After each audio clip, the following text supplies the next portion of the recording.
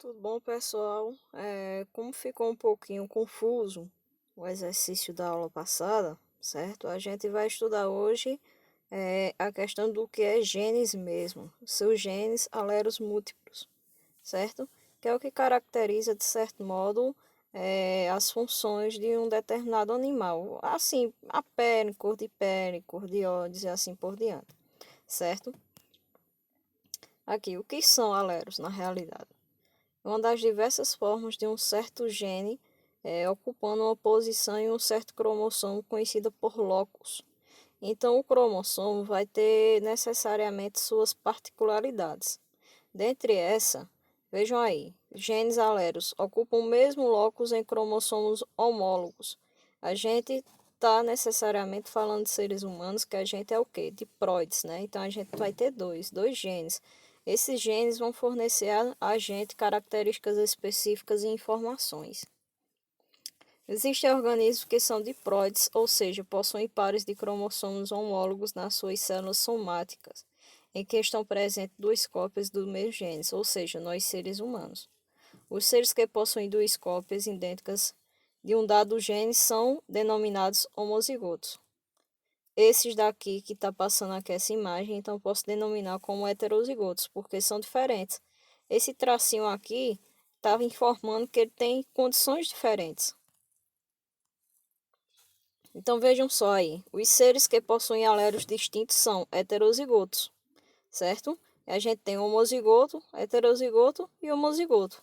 Então necessariamente é como que dentro da minha célula, quanto mais eu esticar ela, eu vou chegar nisso daí. Quando eu chegar nisso daí, eu tenho três condições para ela. Ou vai ser homozigoto dominante, ou vai ser heterozigoto, ou vai ser homozigoto recessivo. Isso é como se eu estivesse olhando, observando dentro das células. E múltiplos, os alelos múltiplos, o que são? Ou polialelia, é a mesma coisa. Se vocês forem pesquisar no YouTube e não tiver alelos, vai ter polialelia, certo? É a situação em que um genótipo, apresenta três ou mais alelos, e não apenas dois para o mesmo locus cromossômicos. O locus cromossômicos é como se fosse o endereço dos genes. Eu estou procurando a característica que dá a condição do olho azul. Vamos ver o locus cromossômico, certo? Nesse gene vai ter um endereço. Isso vai caracterizar uma função de fenótipo, ou seja, uma função de característica exterior, certo? Que eu vou ver, vou observar e assim por diante. Explicação para a existência dos genes múltiplos. Os alelos múltiplos são resultado de mutações sucessivas ocorridas nos genes de um determinado locus. Então, basicamente, a gente não pode se... Lá na época medieval, tinha a questão de parentes ter família dentro da própria família, dentro da própria casta, ou seja, dentro da própria família, para manter a condição sanguínea. Agora, se uma pessoa daquele império saísse e fosse para outro, formasse uma família, aí já teria misturas. Aí ia fazer o quê? Uma multiplicação de genes. Os genes iriam se reformando até a gente chegar nas condições que a gente tem hoje em dia. Um exemplo clássico de alelos múltiplos foi descoberto há muitos anos em coelhos. Vocês sempre vão ver os estudos, que nem foi um exercício que eu passei para vocês, nos coelhos, que nos coelhos eu posso observar várias condições. Cor de pele, tamanho de rabo, cor de olho, tamanho da orelha. Tem coelhos que têm mais de um tipo de cor na pelagem e assim por diante. As classes genótipas e fenótipas são escritas a seguir. Vamos ver? Vejam só. Quais são os tipos de coelhos que a gente tem? A gente tem o selvagem, chinchilá, himalaio ou albino, certo? Essas são as quatro condições de genótipos que a gente tem dentro de uma condição do coelho. Então, o alelo C+ é dominante sobre todos os demais, sendo presente o genótipo fenótipo será agouti. Então, o agouti ele tem uma condição específica que ele domina as outras, certo? Aí a gente tem aí, ó, o chinchila, coisa bonitinha de mãe, né? O chinchila mais parece o quê? Uma ratazana, muito bonito. Veja só, a condição dele é um alelo dominante CH e Czinho. Quando eu tenho esse CH e Czinho, vou ter esse chinchila aí. Já quando eu tenho um alelo CH é dominante e o alelo C é determinante do fenotipo himalaio, o himalaio vai ter essa condição, uma condição branca com a pelagem cinzenta. Tudo isso eu estou observando aqui, ó, tá vendo? Nessas condições que estão me dando, o que é dominante, o que é recessivo, se tiver C+, CCC, entendeu? Vai ser essa condição, xixilá. E assim por diante. CCH vai ser esse daqui e CHC vai ser do himalaio. Para ser a condição albino tem que ser totalmente o quê? Recessivo. Só vai aparecer albino se for recessivo. E a gente, como está tratando de coelho, vocês sabem que a gente faz Czinho, Cezana, não, é sempre diante. A gente vai tratar nas condições aqui.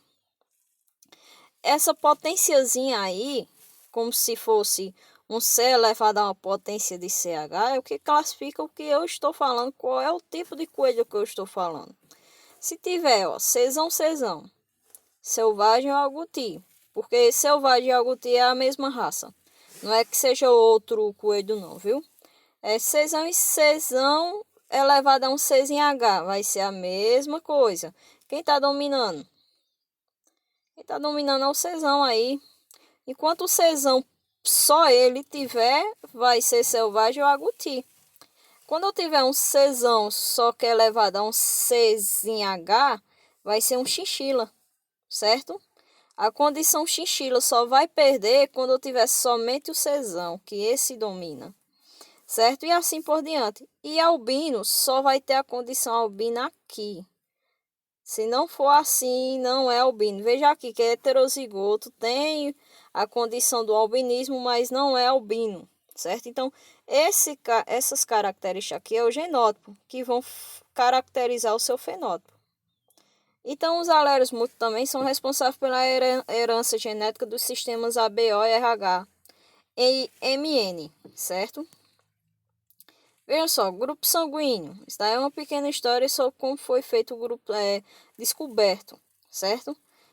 Foi descoberto que, veja só, antigamente quando ocorria uma transfusão de sangue, muitas pessoas morriam. Porque se eu pegar e injetar um sangue de uma pessoa que tem aglutinogênicos, que são contrários ao sangue daquela outra pessoa, pegar uma pessoa do tipo sanguíneo O e vou injetar um tipo sanguíneo A naquela pessoa, aquela pessoa vai morrer, porque o sangue vai atacar. Um sangue vai atacar, o outro vai coagular, porque eles não são compatíveis. Se não são compatíveis, não tem como ter aglutinação entre eles, certo? Isso já foi estudado com vocês, de certo modo um pouquinho à distância. É ruim, é. Mas infelizmente a gente está vivenciando nesse tempo e vocês, isso daqui que vocês estão estudando é um padrão que vocês vão, necessariamente, quem vai fazer o Enem, quem quer passar também do terceiro ano, e assim por diante, isso é uma coisa de vida, certo? Ó, foi formulada a hipótese de que deveria haver vários tipos de antígenos, certo? Sendo uns compatíveis e outros não. Se é compatível, pode doar, posso receber. Se não é, não posso receber aquele sangue. Então, não vou poder doar para ele também.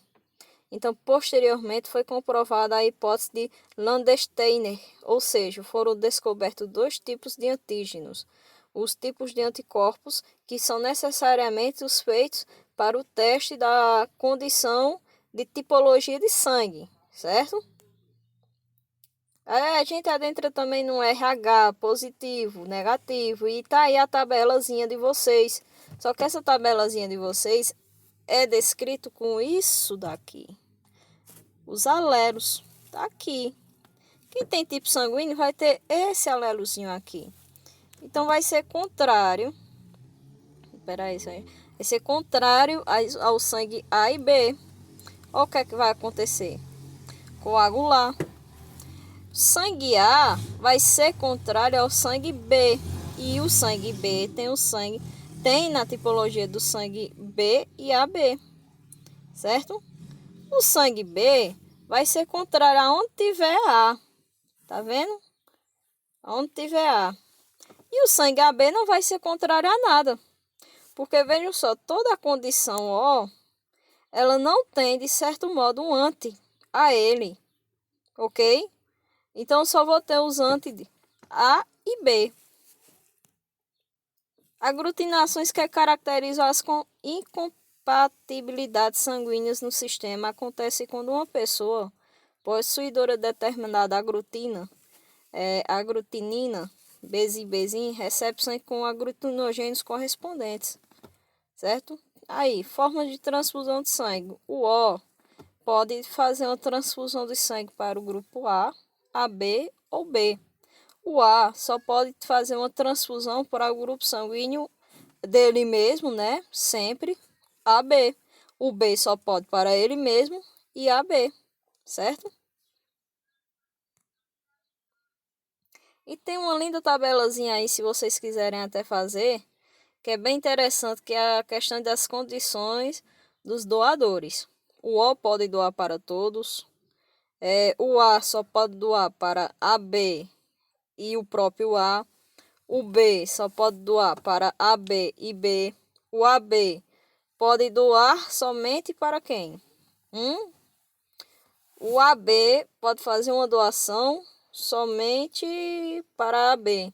Só que quando eu entro somente para AB, quem tem necessariamente o sangue, vamos dizer, você tem o sangue AB, pode receber de A e de B, mas você não pode doar o sangue nem para o A nem para o B, que você tem o outro aglutinogênio, certo? Trata-se de uma série de alelos múltiplos. Sangue é como se eu fosse pegar e perguntar a vocês o quebra-cabeça da vida. Nesse quebra-cabeça, eu só posso peças específicas. Se você tiver um tipo sanguíneo, eu só posso lhe classificar em uma determinada peça. Caso contrário, você não vai montar o quebra-cabeça. Basicamente é como se fosse isso. Então, alelos são pequenas riscas, pequenos genes, que eles vão determinar o quebra-cabeça da sua vida, que a sua vida é formada, certo? E a gente entra aí na herança do sistema RH. São 3 pares de genes que estão envolvidos na herança do fator RH. RH positivo, RH negativo e tem um falso O. Fica de curiosidade para vocês pesquisarem o que é o falso O, certo? Eu mesmo não vou falar não. Para simplificar, no entanto, considera-se o envolvimento de apenas um desses pares de produção do fator RH.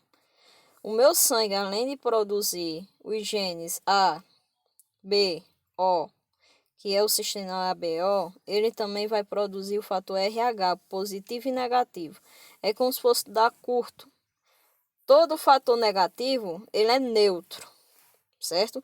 Por isso que o O negativo, ele é tão mais bem visto do que o O positivo, porque o O negativo vai ser doador universal. Agora só vai poder, o O negativo só vai poder receber de um outro O negativo. Um O positivo, o positivo pode receber negativo? Pode. Agora, o negativo não pode receber o positivo. É basicamente como se fosse um jogo de sinais.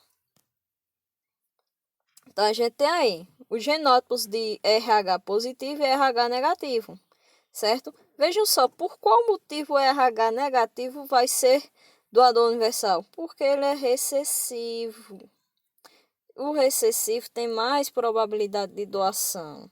Já o dominante, ele domina, ele tem menos probabilidade de doação, certo? Uma doença provocada pelo fator RH é a eritrobastrose fetal, que a gente já estudou, e vocês já estudaram. Muitos alunos me perguntaram o que é. Essa condição está descrita no sangue, tem que ser feito um tratamento antecipado com a mãe, certo?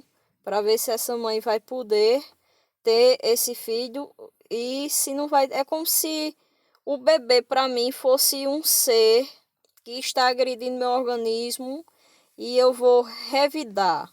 Aí acontece muitos abortos, as crianças às vezes nascem com alguns defeitos, anomalia, certo? E assim por diante. Mas é como que naquela gravidez o meu sangue não ficou compatível com o sangue do meu bebê, eles vão entrar em guerra, certo? E pode causar até mesmo um aborto ou a morte da criança. Sistema MN de grupos sanguíneos. 2 outros antígenos foram encontrados na superfície das hemácias humanas, sendo denominado de MN e ainda está sendo em análise.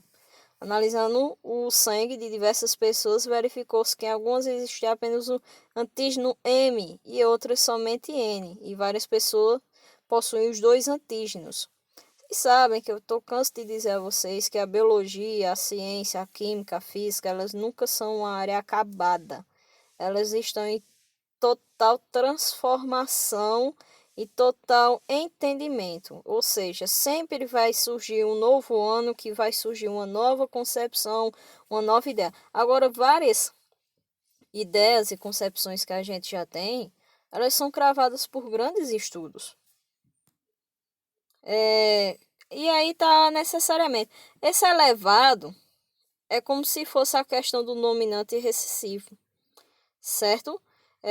Foi possível concluir então que existiam 3 grupos neste sistema, MN, MN, certo? Ainda está em estudo isso daí, eu não vou puxar muito para vocês, são a questão da herança.